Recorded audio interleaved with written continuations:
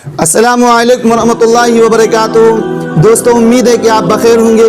آئیے آج میں آپ کے سامنے ایک کہانی لے کر حاضر ہوا ہوں۔ یہ کہانی بڑا ہی دلچسپ اور مزیدار ہونے والا ہے، اور اس کہانی کی خاص بات یہ ہے کہ یہ کہانی آج کے حالات سے اور آج کے دور سے مطابقت رکھتی ہے اور اس سے ملتی جلتی ہے، اور اس کہانی کا نچوڑ میں نہیں بتانے والا ہوں، آپ خود بتائیں گے۔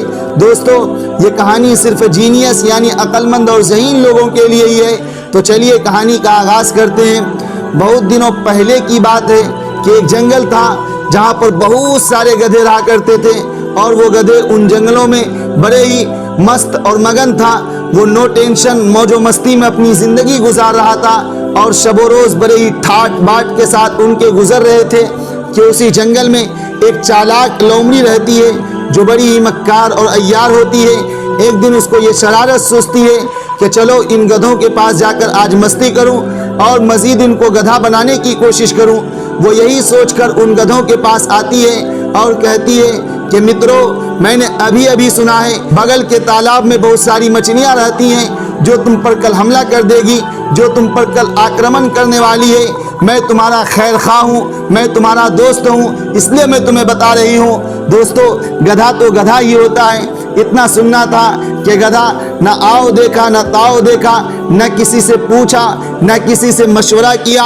وہ سرپٹ جنگل سے گاؤں کی طرف روانہ ہونے لگے کہ راستے میں ایک دھوبی کی نظر اس پر پڑتی ہے، جو دھوبی بڑا چالاک اور مکار ہوتا ہے۔ وہ دھوبی ان گدھوں کو پوچھتا ہے کہ مسئلہ کیا ہے، ماجرا کیا ہے، تم لوگ جنگل سے کیوں بھاگ رہے ہو؟ تو ان گدھوں نے جواب دیا، بات دراصل یہ ہے کہ بغل کے تالاب میں بہت ساری مچھلیاں رہتی ہیں جو ہم پر کل حملہ کرنے والی ہے، جو کل ہم پر آکرمن کرنے والی ہے، جو ہماری استتو کو مٹا دے گی، جو ہماری بنیاد کو جڑ سے ہٹا دے گی۔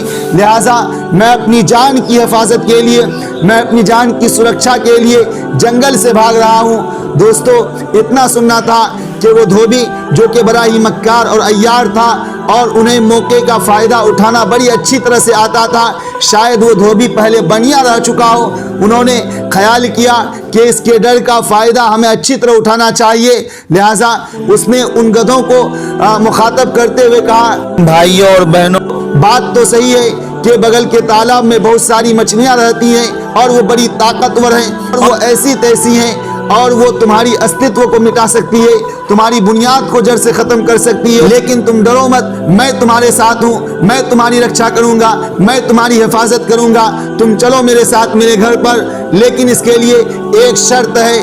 شرط یہ ہے کہ میں تمہاری جان کی حفاظت کروں گا، تم میرے لیے کام کرنا۔ دوستو، گدھوں نے جب ان کی بات سنی تو سارے گدھے بیک زبان ہو کر کہا کہ جی حضور، ہم تیار ہیں، بس آپ ہماری جان کی حفاظت اور جان کی رکشا کریں گے، ہم آپ کے ہر کام کرنے کے لیے تیار ہیں۔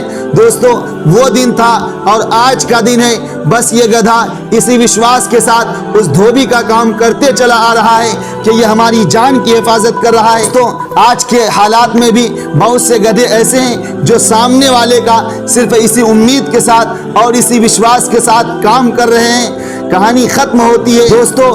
حالانکہ وہ گدھے اگر تھوڑا سا دماغ اور ذہن لگاتا تو آج یہ نوبت نہ آتی۔ وہ اس گدھا اگر یہ سوچتا کہ یہ مچھلیاں جو کہ پانی میں رہتی ہے اور وہ اسی میں خوش ہے، وہ جو کہ بہت چھوٹی ہے، وہ ہم پر کیسے حملہ کر سکتی ہے، لیکن وہ سوچنے کے بجائے بھاگنا شروع کر دیا اور اس دھوبی کی بات مان لی، اور آج تک وہ اسی مصیبت میں پھنسا ہوا ہے۔ دوستو، امید ہے کہ قصہ سن لیا ہوگا، اور آپ بتائیے کہ اس کا نچوڑ اور خلاصہ کیا ہے۔ میں آپ کی رائے کا کومنٹ میں انتظار کروں گا۔ والسلام۔